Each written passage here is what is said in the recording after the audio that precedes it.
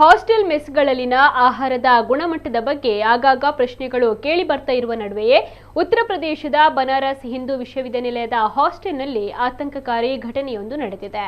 ವಿಶ್ವವಿದ್ಯಾನಿಲಯದ ದಾಲ್ಮಿಯಾ ಹಾಸ್ಟೆಲ್ನಲ್ಲಿ ತಯಾರಿಸಿದ ಆಹಾರದಲ್ಲಿ ಸತ್ತ ಹಲ್ಲಿಯೊಂದು ಪತ್ತೆಯಾಗಿದೆ. ಹಾಸ್ಟೆಲ್ ಮೆಸ್ನಲ್ಲಿ ರಾತ್ರಿ ಬಡಿಸಲಾಗಿದ್ದ ಚಿಕನ್ ಕರಿಯಲ್ಲಿ ಹಲ್ಲಿ ಕಂಡು ಬಂದಿದ್ದು ವಿದ್ಯಾರ್ಥಿಗಳ ಆಕ್ರೋಶಕ್ಕೆ ಕಾರಣವಾಗಿದೆ. ಈ ಆಹಾರವನ್ನು ಸೇವಿಸಿದ್ದ ವಿದ್ಯಾರ್ಥಿಗಳಲ್ಲಿ ವಾಂತಿ ಕಾಣಿಸಿಕೊಂಡಿದ್ದು ತೀವ್ರವಾಗಿ ಅಸ್ವಸ್ಥರಾಗಿದ್ದಾರೆ.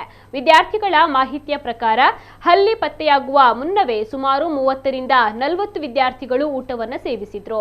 ಈ ವಿಚಾರ ಘಟನೆ ಬೆಳಕಿಗೆ ಬರ್ತಾ ಇದ್ದಂತೆ ವಿದ್ಯಾರ್ಥಿಗಳು ಹಾಸ್ಟೆಲ್ನ ಆಡಳಿತ ಮಂಡಳಿಯ ವಿರುದ್ಧ ಪ್ರತಿಭಟನೆಯನ್ನು ನಡೆಸಿದ್ದಾರೆ. ಆಹಾರದ ಗುಣಮಟ್ಟ ಹಾಗೂ ಸ್ವಚ್ಛತೆಯ ನಿರ್ಲಕ್ಷ್ಯವನ್ನ ಖಂಡಿಸಿ ಅಧಿಕಾರಿಗಳೊಂದಿಗೆ ವಾಗ್ವಾದವನ್ನು ನಡೆಸಿರುವ ದೃಶ್ಯಗಳು ಸಾಮಾಜಿಕ ಜಾಲತಾಣಗಳಲ್ಲಿ ವೈರಲ್ ಆಗಿವೆ.